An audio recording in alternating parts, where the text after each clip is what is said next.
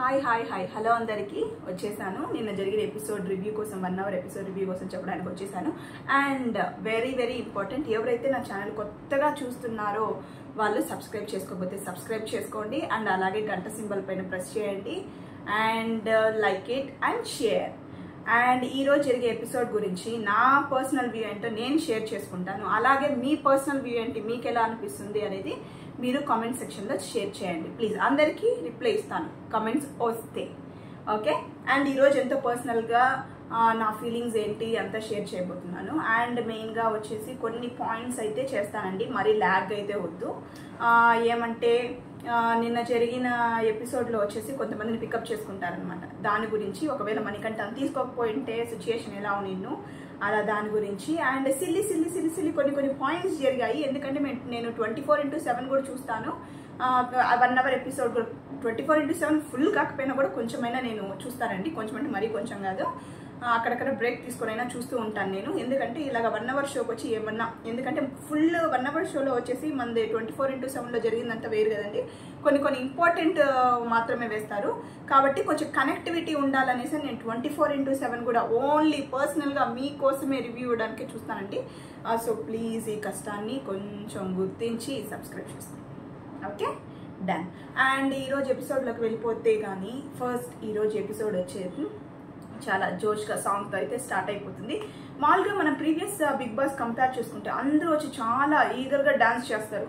వాళ్ళకి వచ్చిన మూమెంట్స్, వాళ్ళ టాలెంట్ని అంతా బయట చూపించుకొని చాలా బాగా డాన్స్ చేస్తుంటారు. ఈ సీజన్లో పాపం విష్ణుప్రియ తప్ప ఎవ్వరూ వేయడం లేదనమాట. కానీ వెనకాల నేను ఒక స్పెషల్గా గమనించింది ఏమంటే మన శేఖర్ భాష గారు పాపం ట్రై చేస్తున్నారు వేయడానికి. పాపం బక్కగా ఉన్నారు కదా, కుంటికాళ్ళతో ఎగురుకుంటూ ట్రై చేస్తున్నారు, బాగా ట్రై చేసి వేస్తున్నారు. మిగతా వాళ్ళందరూ కూడా ఏదో ట్రై చేస్తున్నారు. కానీ నైనిక అయితే పర్టికులర్గా డాన్సర్, మనందరికీ తెలిసింది, చాలా మంచి డాన్సర్.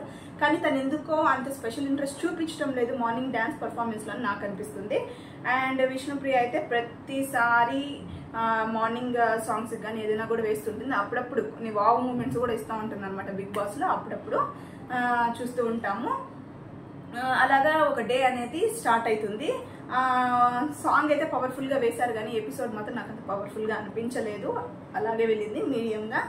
అండ్ దెన్ పొద్దున్న స్టార్టింగ్ అవగానే మణికంఠ ఉన్నారు కదా, అతను వచ్చేసి ఇక్కడ ఒక లాబీ ఉంటుందన్నమాట బయట, అక్కడ వచ్చేసి పడుకో ఉంటాడు అనమాట. ఒక సోఫా పైన పడుకొని, విష్ణుప్రియ కూడా పక్కనే ఉంటుంది.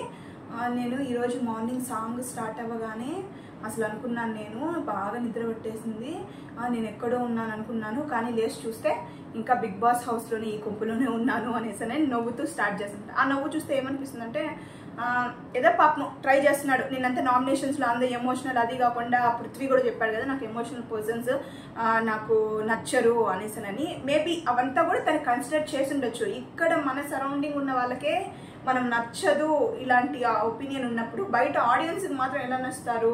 ఏదో ఒక్కరోజు కాకుండా ఇంకొక రోజు ఆఫ్, ఎప్పుడో ఒకసారి ఎమోషనల్ బ్యాక్గ్రౌండ్ ఎమోషన్స్ ఎత్తుకొస్తే బాగుంటుంది. కానీ ప్రతిరోజు మనల్ని ఇలాగ ఏడుపు మొహంతో చూడడం ఆడియన్స్ కూడా ఇష్టపడరు అనేసని ఏమన్నా తన గేమ్ ప్లాన్ ఏమైనా చేంజ్ చేయాలనుకున్నాడేమో. కాబట్టి కొంచెం నవ్వుతా ఉన్నాడు, పర్వాలేదు. ఈరోజు నేను ఎపిసోడ్లో వచ్చేసి మణికంఠ ఫేస్ అట్లా చూసి కొంచెం ఆడియన్స్ కూడా కూల్ అయ్యాడు. అమ్మ ఈరోజు మాత్రం ఏడుపు భరత పూజ స్టార్ట్ చేయలేదు అనేసి. అలాగే తిను కూడా విష్ణుప్రియ అంటుంది, నువ్వు మా మదర్ కాన్సెప్ట్ మీ మదర్ మా మదర్ కాన్సెప్ట్ సేమ్ అయ్యింది, నీకు మదర్ లేరు నాకు మదర్ లేరు, అందుకని నేను నీతో బాగా కనెక్ట్ అయ్యాను అలా అని చెప్తుంది అనమాట. అలా చెప్పడం అయ్యయ్యో మళ్ళీ ప్లీజ్ ఆ టాపిక్ ఎత్తద్దు అంటాడు. ఎందుకంటే ఆల్రెడీ వాళ్ళిద్దరి మధ్య కాన్వర్జేషన్ జరిగింది కదా, తను హర్ట్ అయింది కదా, 3 days తనతో తిరిగింది విష్ణుప్రియ ఎలాంటిదో నిన్ను తెలుసుకోవడానికి అనేసి మణికంఠ అంటాడు అనమాట. దానికోసం అది మళ్ళీ టాపిక్ రేస్ చేయగానే వద్దొద్దు నేను ఇప్పుడే గిల్టీ ఫీల్ అవుతున్నానని మణికంఠ అంటాడు. సరే అక్కడికి అయిపోతుంది అనమాట. మళ్ళీ వచ్చేసి వీళ్ళందరూ ఇంకా అలా వెళ్తుంటే వీళ్ళందరూ ఇంకా తెలిసిందే కదండి, ఒక్కొక్కరు ఇంకా రావడం కాన్వర్జేషన్ అనమాట. కాన్వర్జేషన్, ఫుడ్, బ్రేక్ఫాస్ట్ అంతా ఇంకా బ్రేక్ఫాస్ట్ కాన్వర్జేషన్ గురించి స్టార్ట్ అవుతుంది. ఇంకా బేబక్క గారు ఏమి బ్రేక్ఫాస్ట్ చేయలేదు అనేసి ఓం గారు ఉంటారు. వీళ్ళు వచ్చేసి ఓం గారు వచ్చేసి సారీ నాట్ ఓంకార్, ఓం ఉన్నారు కదా, ఆయన ఏమంటారంటే ఈమె ఇంకా మణికంఠకి పనిచేస్తాడు మణికంఠ అనిన దానికి ఏమంటారు ఇంకా బ్రేక్ఫాస్ట్ స్టార్ట్ చేయలేదా అనేసి అంటే ఓం గారు వచ్చేసి ఒక రివర్స్ పంచ్ చేస్తారు. అది 24/7లో మనకి కాన్వర్జేషన్లో క్లియర్గా అయితే తెలుస్తుంది. దానికి వచ్చేసి ఆ పంచ్ వేయడం అనేది బేబక్క మీద నాకు రాంగ్ అభిప్రాయం ఇచ్చిందనమాట. ఎందుకంటే ఈ ఉంది కదా సోనియా, ఇంకా మనకు తెలిసిందే అనమాట. ప్రతి పాయింట్ని పట్టి తనకి ఫేవర్గా మార్చుకునే దాంట్లో దిట్ట. అట్లని నేను సోనియాని ఫుల్ నెగిటివ్ అని నేను అన్ను. ఎందుకంటే ఒక బిగ్ బాస్లోకి వచ్చినప్పుడు అలాంటి టాలెంట్స్ అయితే ఉండాలి. ప్రతిదాన్ని తన ఫేవర్గా చేసుకోవడం, దీనికి వెళ్తే మనకు ప్లస్ పాయింట్ ఏమొస్తుందని ఆలోచించడం, అదైతే very very very very good. Okay, and తను స్టార్ట్ చేసింది ఏం బేబక్ ఇంకా బ్రేక్ఫాస్ట్ స్టార్ట్ చేద్దాం కానీ మణికంఠ వచ్చి ఒక సటైర్ వేస్తారు.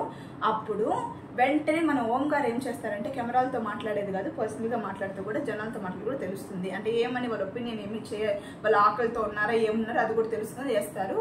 కాకపోతే పాపం బేబక్ వచ్చేసి ఈ సీజన్ మొత్తం చాలా మంచిగా అందరితో ఏం జరిగినా కూడా అలా కాదు, ప్లీజ్ అండర్స్టాండ్ అనేది, అంటే తన వే ఆఫ్ నేచర్ ఏమని అర్థమవుతుందంటే కొంచెం సాఫ్ట్ అని.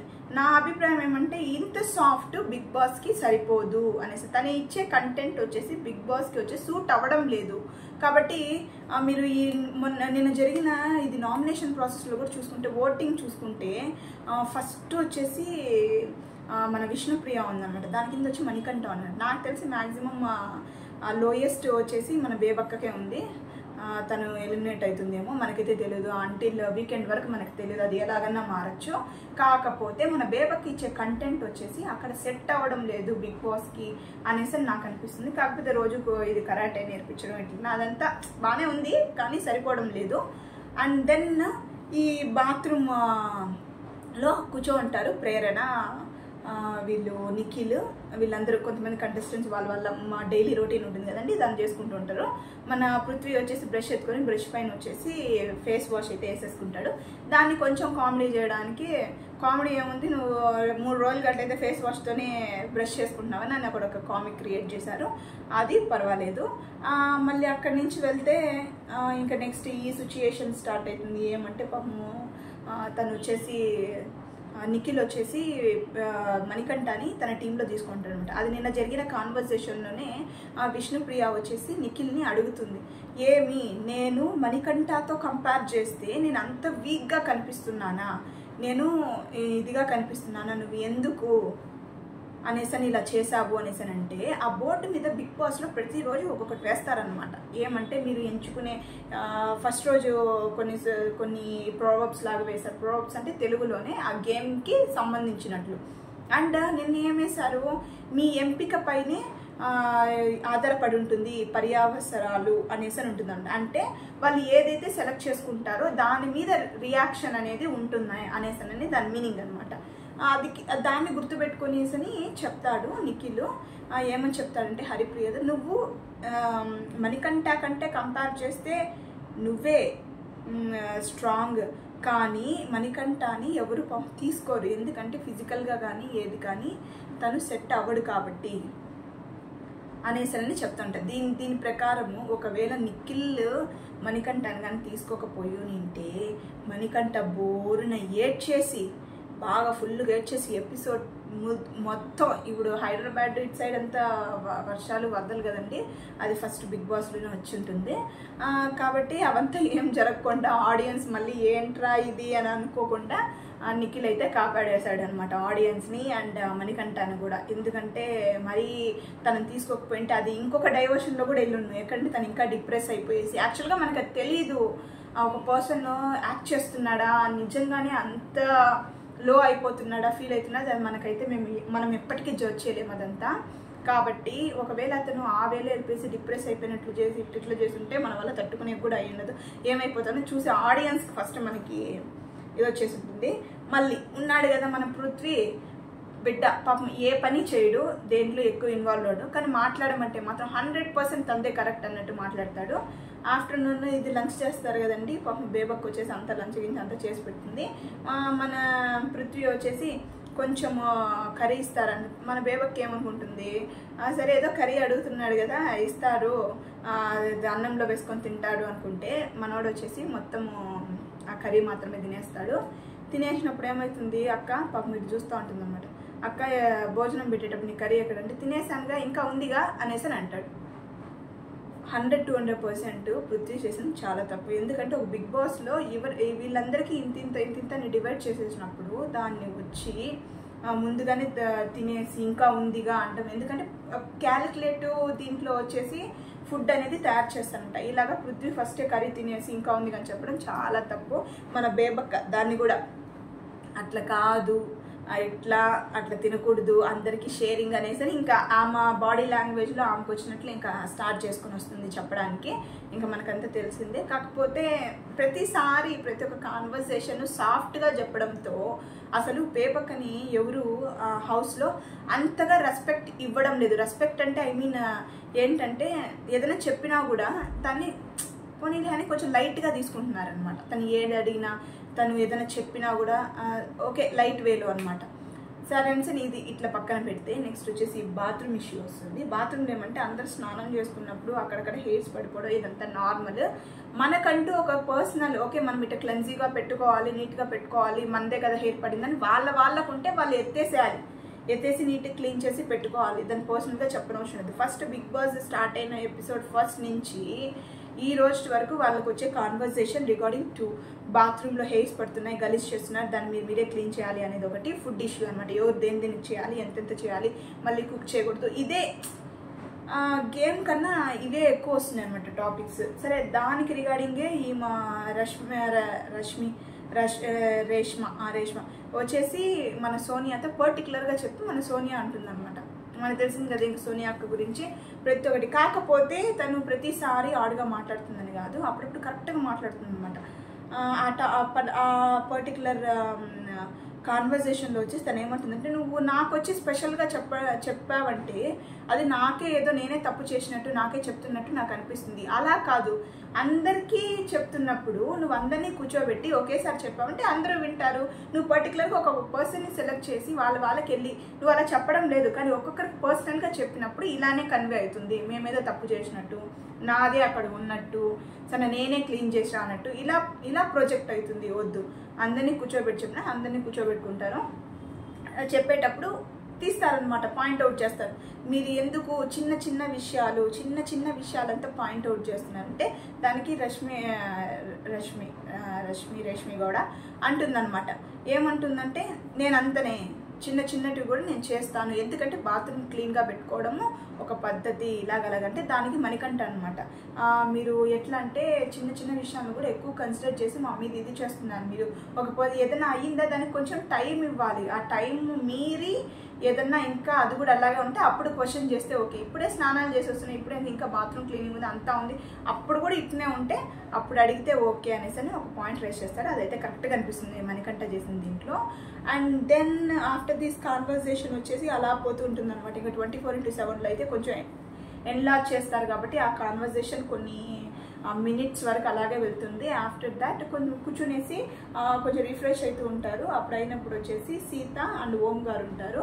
అప్పుడు ఓం గారు ఏమంటారంటే నైనిక డెడికేషన్ చూపించినట్టు అంత ఇదిగా ఆడినట్టు ఇక్కడ ఎవరు ఆడడం లేదు, తను చాలా బెస్ట్ పర్ఫార్మెన్స్ ఇస్తుంది టాస్కుల్లో కానీ ఎక్కడైనా కానీ, తనకి ఇచ్చిన జాబ్ పర్టికులర్ బాగా చేస్తుంది అనేసి ప్రైజ్ చేస్తారనమాట. అది సీతకు వచ్చి పర్సనల్గా హర్ట్ అవుతుంది.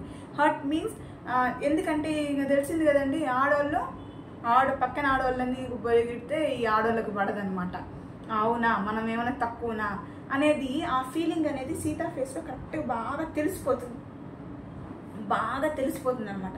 ఇలా టాస్క్ డివైడ్ అయినప్పుడు అందరూ ఫస్ట్ వచ్చేసి 3 చీఫ్స్ ఉన్నారు కదండి. ఈ 3 చీఫ్స్ సెలెక్ట్ అయిపోయిన తర్వాత ఇంకా 3 మెంబర్స్ ఉన్నారనమాట. వాళ్ళందరికీ బిగ్ బాస్ వచ్చేసి వాళ్ళే ఆప్షన్స్ ఇచ్చేసి ఉంటారు. ఏమంటే మీకు ఆ 3 చీఫ్స్లో ఎవరి టీంలోకి వెళ్ళాలనుకున్నారో మీకే అనేసి అందరి టీంలోకి వెళ్ళిపోతారు. మీరు పర్టికులర్గా ఒకటి చెప్పాలంటే శేఖర్ భాషా గారు వచ్చేసి రష్మి గౌడనే సెలెక్ట్ చేసుకుంటారు. అది ఎందుకంటే 24/7 చూసిన వాళ్ళకైతే అర్థమవుతుంది. ఎవరైతే చూడలేదో వాళ్ళకి నేను చెప్తాను. రష్మి వచ్చేసి శేఖర్ భాషా గారితో అంటుందన్నమాట, మీరు ఎన్ని మిస్టేక్స్ చేశారు, ఏమేమి తప్పులు చేశారు బిగ్ బాస్కి ఇంతవరకు వచ్చేసి నేను క్యాల్కులేట్ చేసి పెట్టుకున్నాను 31, 32, 33 అనేసి ఇలా కౌంట్ చేస్తుంది అనమాట.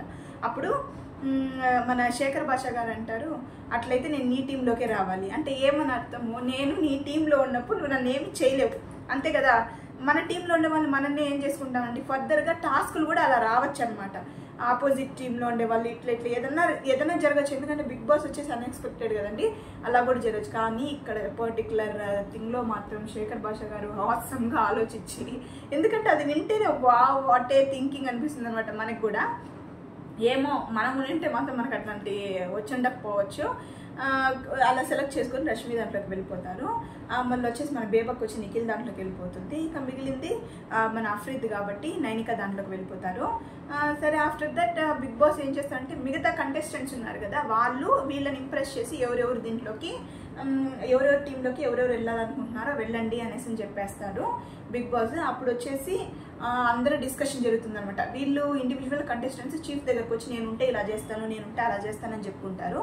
మళ్ళీ ఫైనల్గా అందరూ నిల్చుకొని ఒక్కొక్కరు వచ్చేసి బిగ్ బాస్ స్టార్ట్ చేస్తారనమాట. స్టార్ట్ చేసినప్పుడు ఒక్కొక్కరు వచ్చేసి వాళ్ళ ఇండివిజువాలిటీ ప్రూవ్ చేసుకుని ముందర నిల్చుకుంటారు. అప్పుడు వాళ్ళకి ఏ టీం అయితే నచ్చుతుందో వాళ్ళు ఆ టీంలోకి జాయిన్ అయిపోతారు. మన పృథ్వీ వచ్చేసి ఆ టీంలోకి వెళ్ళిపోతారు, రష్మి గౌడ టీంలోకి.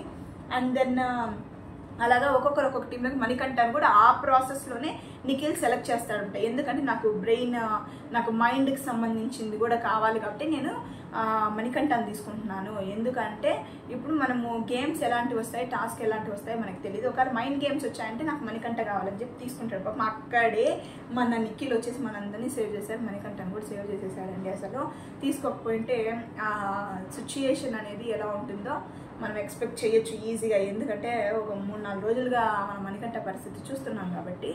అంతే అలాగ టీం అయిపోయిన తర్వాత మన పృథ్వీ రష్మి దీంట్లోకి వెళ్ళిపోతారు.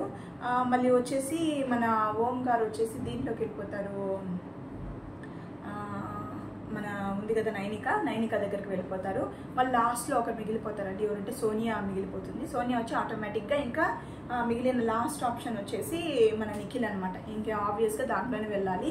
మన ఓం గారు సోనియా వచ్చి లాస్ట్లో మిగిలిపోతారు. ఓం గారిని వచ్చేసి మన నైనిక తీసుకొచ్చుకుంటుంది. పిలిచిన వెంటనే ఓం గారు సైలెంట్గా వెళ్ళిపోతారు, ఇంకేముందిలే అన్నట్టు. మన సోనియా మాత్రం ఆ పర్సనల్ స్పేస్ని కూడా ఆ పర్టికులర్ స్పేస్ని కూడా యూటిలైజ్ చేసుకోవాలి అనేసి చెప్పేసే వెళ్తుంది. ఏదో ఒకటి మాట్లాడేసి ఆ టీంలోకి వెళ్తుంది. కాకపోతే కొంచెం ఓవర్ అనిపించింది. ఎందుకంటే ఆడపులి పెద్ద పులి అనేసి మాట్లాడడం, ఎందుకంటే అవంతా ఏం చేసినా కొంచెం ఆక్వర్డ్గా అనిపిస్తుంది అంటే.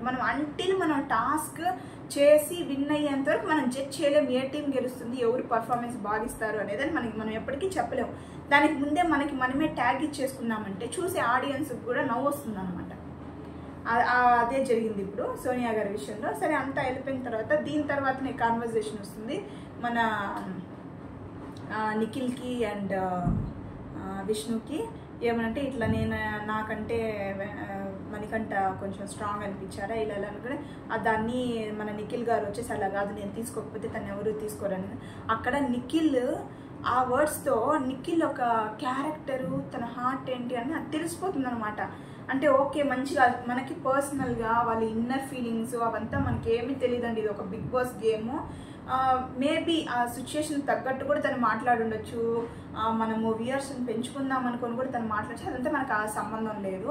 అది అట్లాగా మనకు తెలిసే సిచ్యుయేషన్స్ కూడా ఫ్యూచర్లో రావచ్చు. ఈ పర్సన్ చూసి స్టార్టింగ్లో ఇలా ఉన్నాడు, ఇప్పుడు ఇలా ఉన్నాడు అని కూడా మనకు అనిపించవచ్చు.